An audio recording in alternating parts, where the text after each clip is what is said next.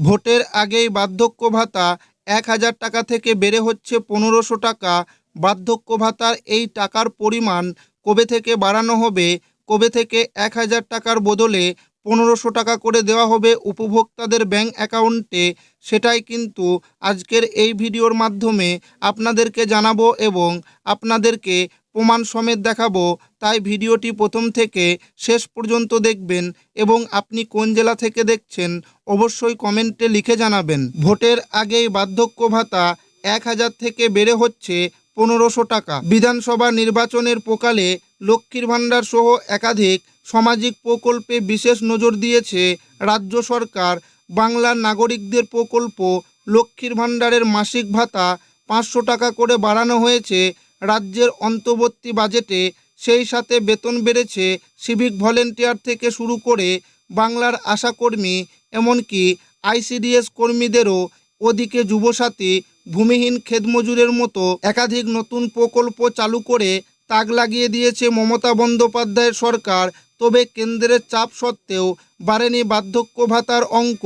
ভোটের আগে সেই ভাতার পরিমাণ বাড়তে পারে, ১,০০০ থেকে ১৫০০ টাকা করা হতে পারে।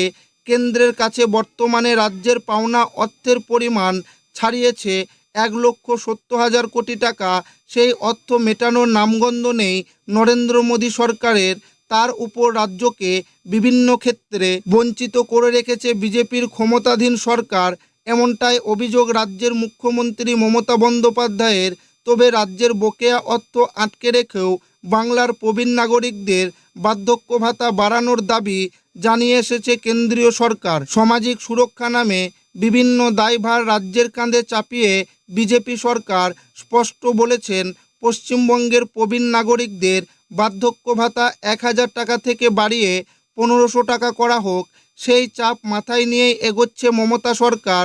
যদিও পশ্চিমবঙ্গ সরকারের কয়েকটি সূত্রের দাবি, রাজ্য বার্ধক্য ভাতা খাতে অতিরিক্ত অর্থ ঢালতে সমস্যা নেই সরকারের।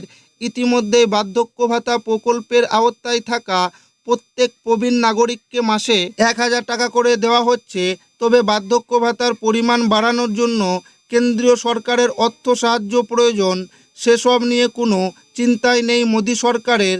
বরং নাকি দিন দিন বিভিন্ন সামাজিক প্রকল্পে নিজেদের অবদান কমাচ্ছে তারা। এদিকে বার্ধক্য ভাতার অঙ্ক বাড়তে যেমন রাজ্যকে চাপ দিচ্ছে দিল্লি, ঠিক উল্টো দিকে সেই ভাতার পরিমাণ বাড়ানোর ক্ষেত্রে রাজ্য সরকারের আর্থিক সাহায্য কতটা প্রয়োজন তা বুঝিয়ে কেন্দ্রের কোর্টে বল ঠেলেছে রাজ্য।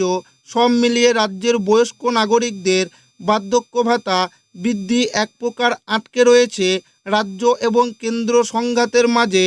তবে সূত্র মারফত খবর, বিধানসভা নির্বাচনের আগে রাজ্য সরকার বার্ধক্য ভাতার টাকার পরিমাণ ১,০০০ টাকা থেকে ১৫০০ টাকা করা হতে পারে।